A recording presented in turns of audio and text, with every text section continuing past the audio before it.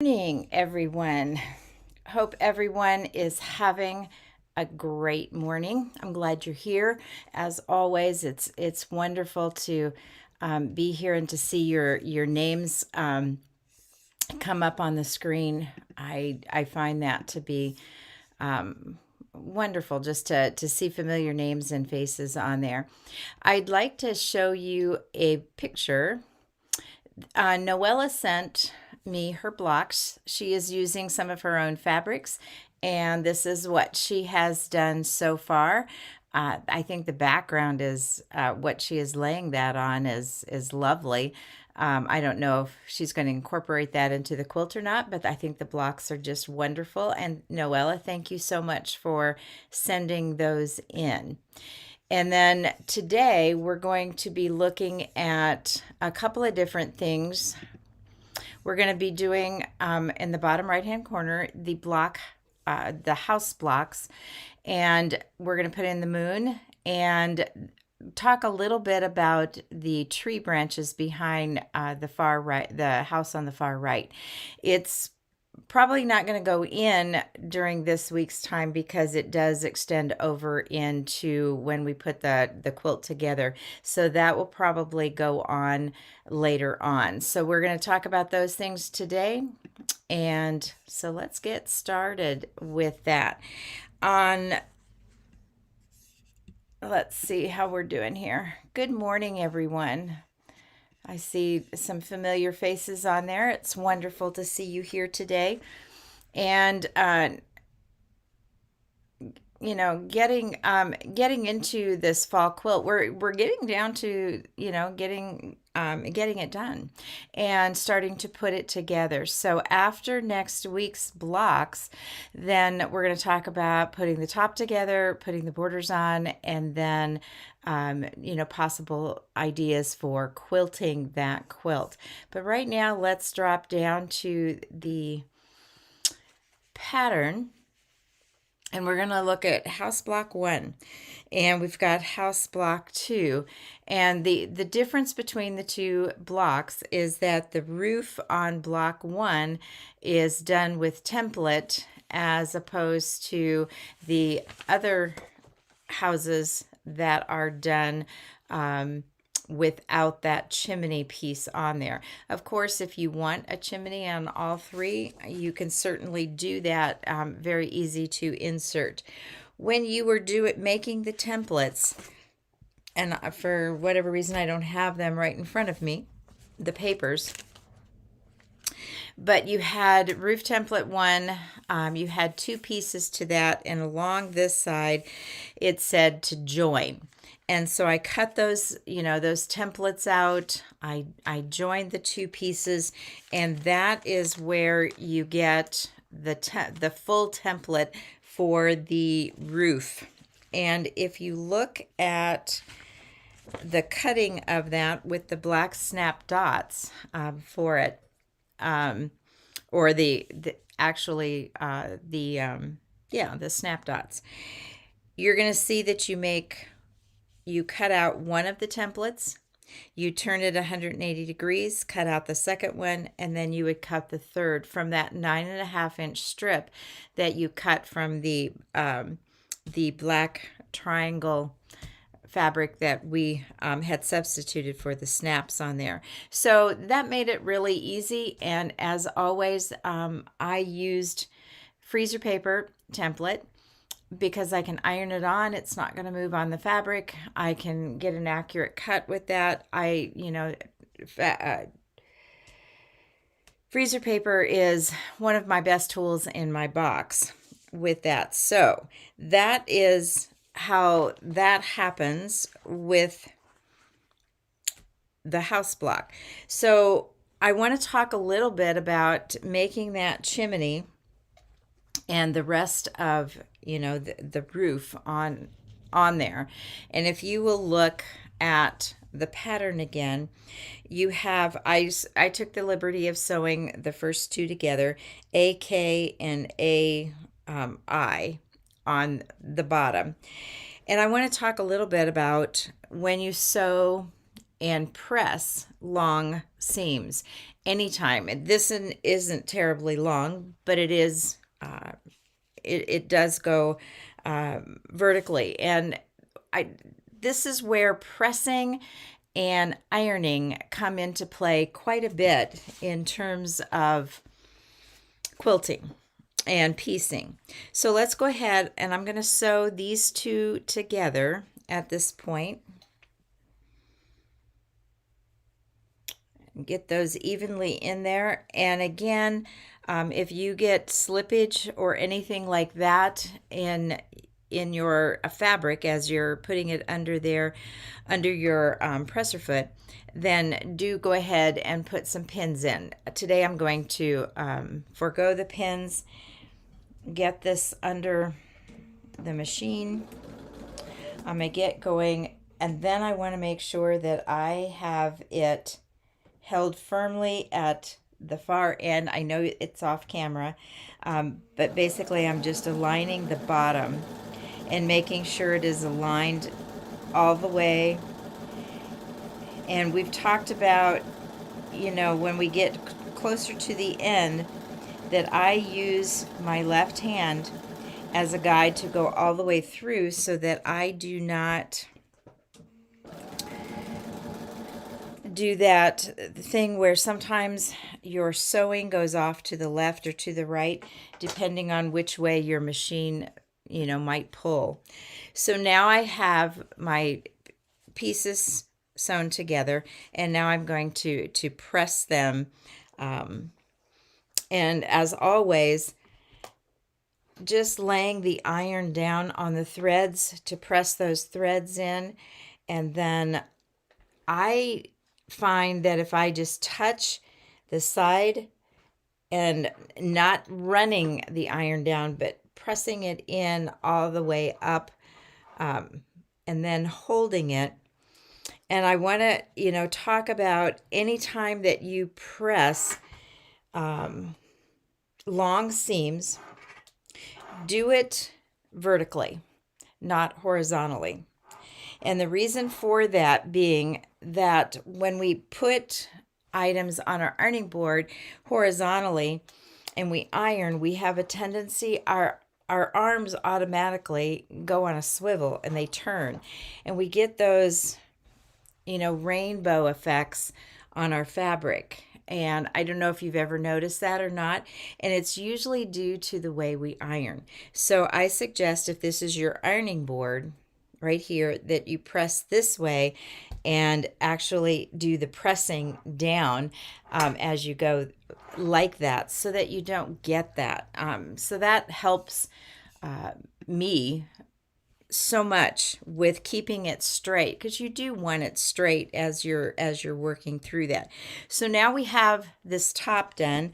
Let me move these items out of the way, because I have my template here. And in the instructions, it's showing you to put the template with the point at the bottom left side, and we're going to cut that. And I'm turning this upside down because I didn't have it. I didn't get a chance to make a second one, and I'm going to take my chances with this today, and hopefully it'll turn out well. So I've got my little marks in the right place down there, and I'm going to go ahead and trim this right along that freezer paper. And normally I would have made a second template, so that, all right, oops.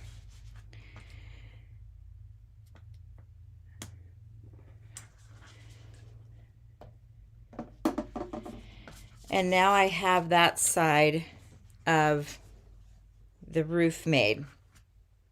So I'm going to go back to my block, and I already sewed the right side to my roof piece. So I have my triangle, I have the right side of the roof template sewn on that. And now we're going to sew this side to it, matching up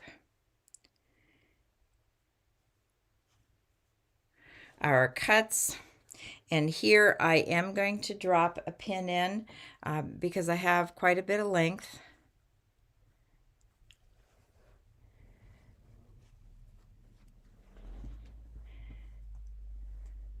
And let me...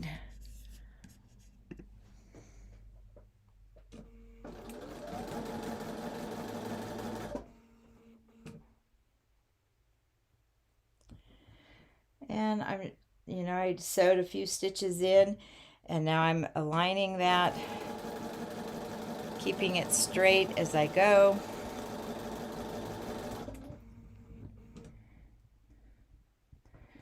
And there where the seam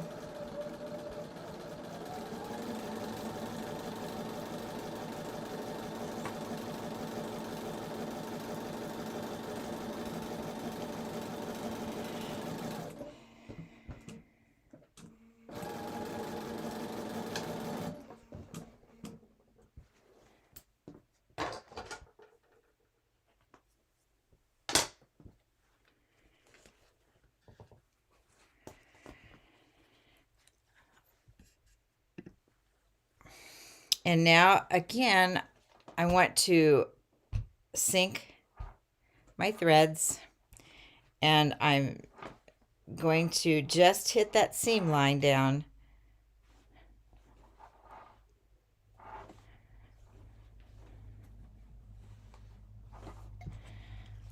And then I have the roof of my on the house block, and then I'd simply sew it to the bottom of the house block, get that all aligned, and then I would have my block.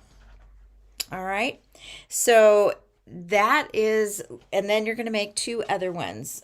You'll make I started the bottom part of the next house, and I've got, the roof cut and ready to go for all of that.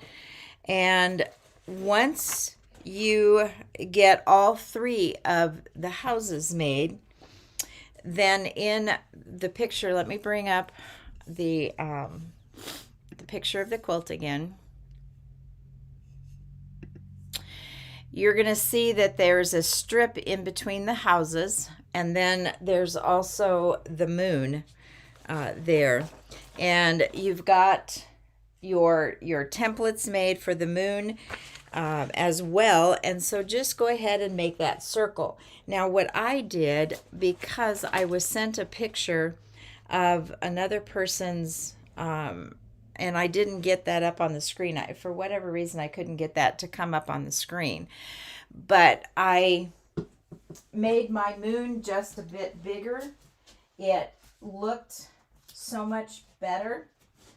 So I wanted to show you a little bit here on, let me get rid of this for a minute. The inside circle is the size that the moon was. I went ahead and added a 1/4 inch all the way around. I wanted the moon to stand out a little bit more on that. So again, I am using freezer paper for my template material, and then I'm going to starch it, and I will sew around that either with the blanket stitch or just top stitching it or incorporating it into how I quilt it. So again, you can use the Quilter Select applique. Works great for that, and you can even leave that in because when you wash it, it will have a tendency to lighten and even feel as though there's really almost nothing there. So let me check if there's any questions yet. Mimi, thank you for that comment. All right. So if there's any other questions that you have with the 3 blocks, now once you have those 3 blocks in, it is in the assembly of the top of the quilt that you find out about the tree. So if you go back and tree applique instructions, it is not in this area right here where you find the instructions for that applique of the tree in the back of it. It is on page 11 of your pattern. And as you're going to be putting that on once we assemble the top, because it does lap over into another section of the quilt. And if you look at the back side of this, you can see that it goes up into the sashing, and it actually goes up into that section 2 block. So you can prepare your applique if you wish. You're going to cut a 10-inch square. You're going to put your double-sided fusible on the back. Again, I recommend the applique. And then you cut your fabric in different sizes of strips. It says 1/8 to 1/4, and using the wider strips from the longest part of those strips in the center of that. So that's gonna work out really well for that part of it. So page 11 is the tree applique instructions, and again, I probably will use my bias maker, my bias makers for that, and get my 1/8 and 1/4 bias strips from using that. But again, you can use whatever method that you want to for that, but those are small, and I know that the 1/8 inch bias maker is a little tricky to use, but you can get the hang of that with that. So are there any other questions in terms of putting your blocks together? It's pretty straightforward. These are easy houses to make. So you're simply sewing the pieces together, and then you're going to put the sew the 2 halves. Once you have your roof completed, and you have and there's only one with this, but again, you can add that your chimney to the other 2 houses if you wish, and then you sew those 2 together and your house block is completed. Cute in terms of that. And then next week we're going to be doing the applique sunflower block, which is right here. We've got a few questions that came up about that, and we'll get those all answered next week with how we do that and put that together. So I'm looking forward to that. And then one more week and we've pretty much got the quilt completed, and I'm excited for this quilt to be done. I think it's kind of a lovely quilt. So let's see. And I believe today, yes, John put up the applique is here. So you can click right on that link and you can go straight to it. If you have not used it before, you're going to love it. I promise you that. Helen asked, would you use straight stitch for stitching the branches down? Yes, that's probably what I would do. And I think I might even, my necklace is bugging me the way it's hanging. I think that I may even do a little bit of thread sketching with it. I'm going to play with that a little bit, and if I choose to do that, I'll share with you how I go about doing thread sketching with that to give it a little bit of a, I don't know, more natural look. I don't know that that's the word, but use that on there. So yes, you would use a straight stitch for stitching the branches down on that for the applique on those branches. Did you put windows in any of your houses? I'm going to. I didn't show that today, but each of the houses, that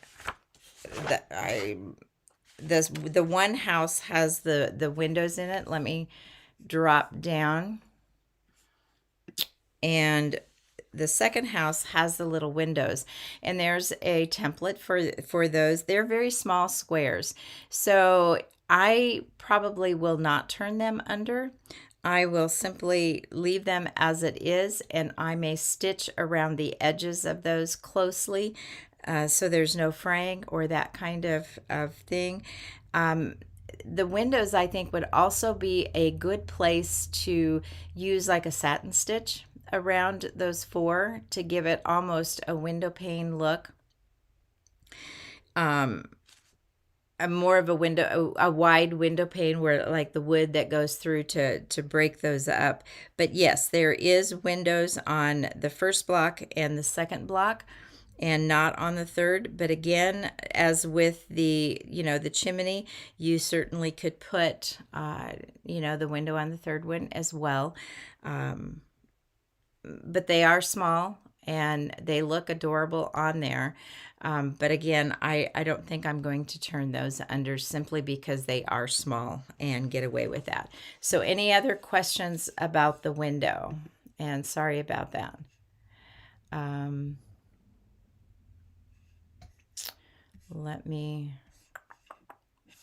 Okay, I'm not seeing that. So oval and or circle window would be fun. Yes, it would, Kathy. I think I would like that idea, actually. And to switch up the houses a little bit, maybe put an oval in one, circle in one, and use the four little panes in another. And where's the template for the moon? It is on the template page.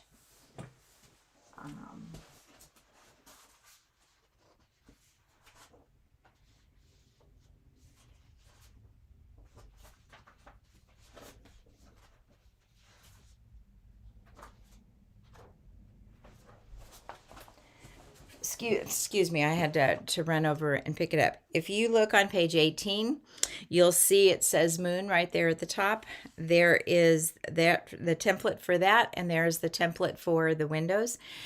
And again, I gave my moon a little bit bigger. I thought it fit in there nicely, especially when I saw the other woman who had sent a picture into, I believe, the forum, and showed hers with a little bit bigger moon. I liked that a little bit better. It filled in the space. So I added 1/4 of an inch in width and length to the moon. So around that.